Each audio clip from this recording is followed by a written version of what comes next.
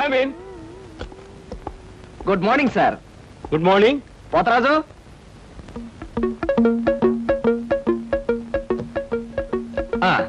మీరు కొత్తగా పెట్టిన ఈ సూపర్ మార్కెట్ చూస్తుంటే నా మతి పోతుంది సార్. అసలు మీ సూపర్ మార్కెట్ దెబ్బకి సిటీలో ఉన్న సూపర్ మార్కెట్లని ఫ్యాట్. Thank you. By the way, నా పేరు Krishna, Dhanalakshmi agencies sales representative ని.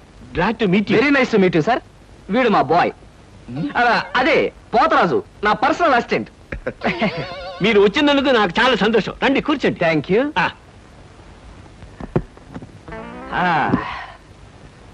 పోతరాజు, బాయ్స్ కూర్చోకూడదు కదా. అలాగే నిలబడతానులేండి. సార్, మా ప్రోడక్ట్స్ అన్ని కొంచెం మంచినీళ్ళు ఇప్పిస్తారా? బాయ్ బయటికి వెళ్ళాడు. ఒరేయ్, నన్ను ఊరే అంటావా? పోతరాజు, బాయ్స్ ని అరే ఒరే అనక అయ్యా ఏమండి అనరు కదా. అవునవును, నేను బాయ్ని కదా. జగ్గులో వాటర్ ఉంది, అయ్యగారు తెచ్చి. నేను నీళ్ళు తీసుకొచ్చేవాళ్ళ, లేకపోతే నేను తీసుకురావాలా? కదా. పోతరాజు, ఇప్పుడు నువ్వు బాయ్ కదా. అవును, నేను బాయ్ని కదా. మీ బాయ్ ఏంటి జోకర్ లాగా ఉన్నాడు? కొత్తగా చేరాడు, మొద్దు స్వరూపం, మీరేమనుకోకండి. ఆహా, మిమ్మల్నే సార్. ఓహో, ఏమిటయ్యా? ఒక్కసారి కళ్ళజోడు తీయండి సార్. ఆ, అరే రే రే, ఏమిటయ్యా? Face reading sir. ఫేస్ రీడిగా? మొహాన్ని పట్టి అవతల మనిషి యొక్క మంచి చెడు చెప్పడం. దాన్ని నేను 6 సంవత్సరాల పాటు అలహాబాద్ లో ఐజిన్ ఓవర్ అనే ఆస్ట్రేలియన్ దొర దగ్గర ట్రైనింగ్ పొందా. మీరెప్పుడు ట్రైనింగ్ పొందారు? ఈ దిక్కుమాల ఉద్యోగంలో చేరక ముందు. నువ్వు కాస్త నోరు మూసుకుని నిలబడు. ఒరే, ఆ ఫ్లాస్క్ లో కాఫీ ఉంది, పట్టుకురా. నేను కాఫీ తీసుకురా. ఏంటి దొరలాగా మాట్లాడతాడు? ఒకప్పుడు బాగా బతికిన వెదవాలండి. నేను వెతవనా?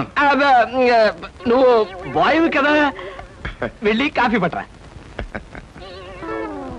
సార్, మీ ఫేస్ చూస్తుంటే చక్కటి భార్య, చుక్కల్లాంటి పిల్లలు, లక్షల ఆస్తి ఉన్నట్టు కొట్టొచ్చినట్టుగా కనిపిస్తోందండి. ఇక ఫ్యూచర్ లో మీకు గొప్ప చేంజ్ రాబోతుంది. గొప్ప చేంజ్? అది ఏంటయ్యా?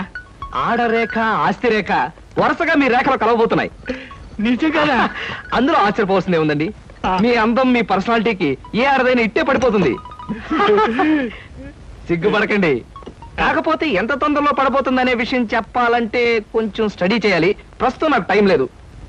మా సరుకు ఆర్డర్ తీసుకోవాలి కదండి, ఏదో పొట్టకుట్టు కోసం. పద పోతరాజు. మీ సరికి నేను ఆర్డర్ ఇస్తాను. ఏదో డీప్ గా స్టడీ చేయాలని చెప్పారే, చేయండి. కూర్చుని కూర్చుని. ముందా ఆర్డర్ సంగతి ఏదో మనం తేల్చేస్తే ఆ తర్వాత మీ ఫేస్ రీడింగ్ గురించి నేను తేల్చేస్తాను. ఆర్డర్ తీసుకోండి. ఇంకా ఏం కావాలి? ఓ ఫ్రూట్ సాలెడ్. ఫ్రూట్ సాలెడ్ వద్దులే, నేనే వెళ్ళి తీసుకొస్తాను. థ్యాంక్స్ రా.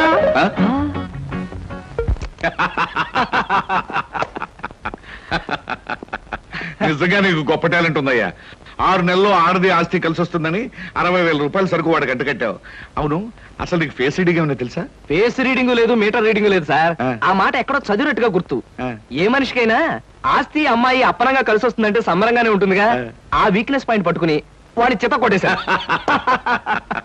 నాతో ప్యూర్ వేషం వేయించితే వేయించావు కానీ మహత్తరమైన నీ టాలెంట్ కనిపెట్టే అవకాశం కలగజేసావయ్యా.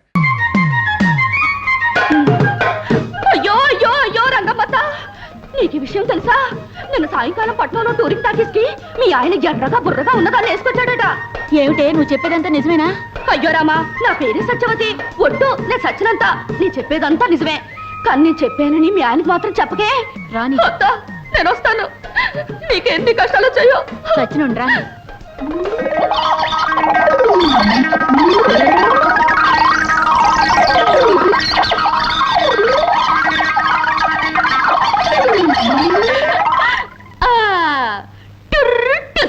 ఈ సత్యవతి అబద్ధాల దెబ్బేమిటో ఇంకా సేపట్లో తెలుస్తుంది.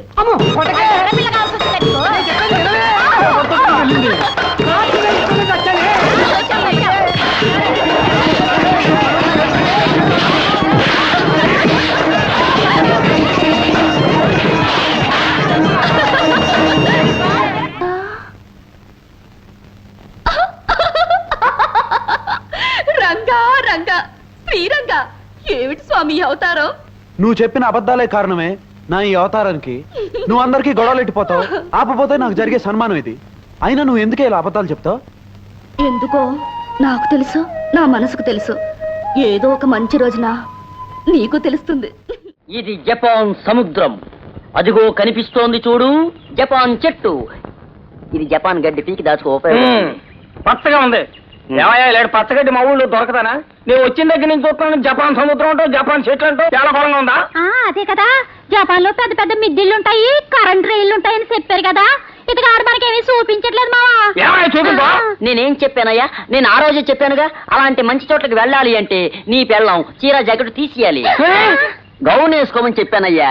ఇలా అడవి మనుషులా డ్రెస్ చేసుకుంటే చెట్టులు పుట్టలే చూపించాల్సి వస్తుంది. నువ్వు సూట్ వేసుకో, నీకు బంగ్లాలు చూపిస్తాను. ఏమంటారా పల్లెటూరు బయట అంటున్నావు? ఈ సొక్కతోటి నేను ఏరోప్లేన్ లో వచ్చాను. ఏంటి పిలుస్తున్నావు? నీలాగే చాలా మంది ఎగబీల్చారు, అయినా నాకు అదేం తెలియలే. ఎంత మంది గుంపులు గుంపులుగా వచ్చి చూసారు తెలుసా? ఈ జపాన్ లో పిచ్చివాడి వెంట కూడా 10 మంది పడతారయ్యా. నీకు గైడ్గా వచ్చాను చూడు, కంట్రీ పల్లెటూరు బయట. ఏంటా పల్లెటూరు అన్నావు? పల్లెటూరు లేకపోతే పట్టణాలే ఉండవు తెలుసా? ఇంకోసారి పల్లెటూరు అన్నావు అంటే ఒక్కడిస్తా, పళ్ళు మొత్తం రాలుతాయి. రాయా ఆ పళ్ళు ఊడగొడతావా? జపాన్ లో నీ మొహమే పగలగొట్టించేస్తాను. అటు చూడు మావా.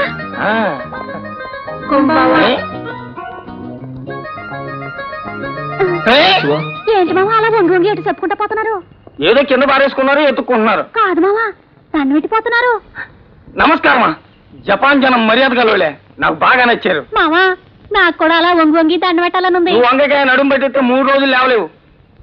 మావా ఈ ఊళ్ళో దండ పెట్టడానికి ఏమంటారో ఎవరినైనా అడుగు మావా. ఎందుకే ఎవరిని అడగడం? మన మునుస్వామిని అడుగుదాం. మునుస్వామి, ఏంటయ్యా? జపాన్ భాషలో నమస్కారం ఎలా చెప్పాలి? ఈ బయసుగాన్ని దెబ్బతీయడానికి మంచి అవకాశమే దొరికింది. ఏదైనా జపాన్ భాషలో తారుమారుగా చెప్పి వీడి మొహం పగలగొట్టించేస్తాను. ఏం చిత్రం నీకు తెలీదా? నాకు తెలీదా?